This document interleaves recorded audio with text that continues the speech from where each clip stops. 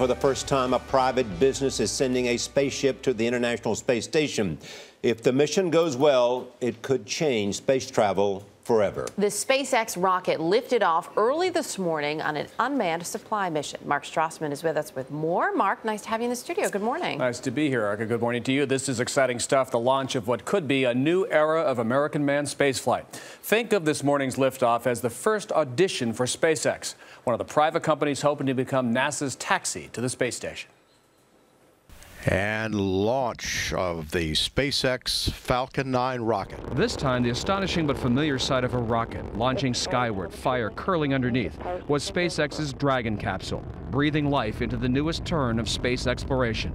The Dragon capsule, carrying 1,000 pounds of non-essential cargo, primarily food and clothing, will navigate for 2 days within reach of the International Space Station's 58-foot robotic arm.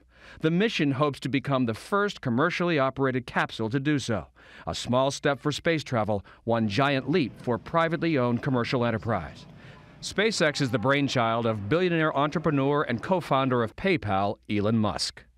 We're really at the dawn of a new era of space exploration, and I think there's perhaps some parallels to the internet in the mid-90s, where the internet was created as a government endeavor, but then the introduction of commercial companies really accelerated the growth of the internet and made it accessible to the mainstream.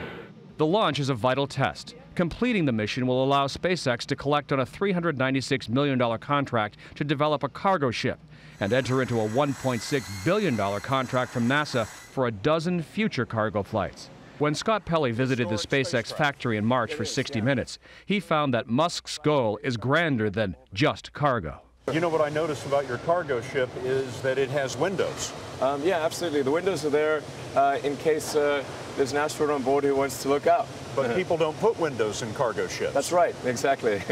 So what that tells me is that this was never intended to be only a cargo ship. No, the Dragon was always designed to carry astronauts.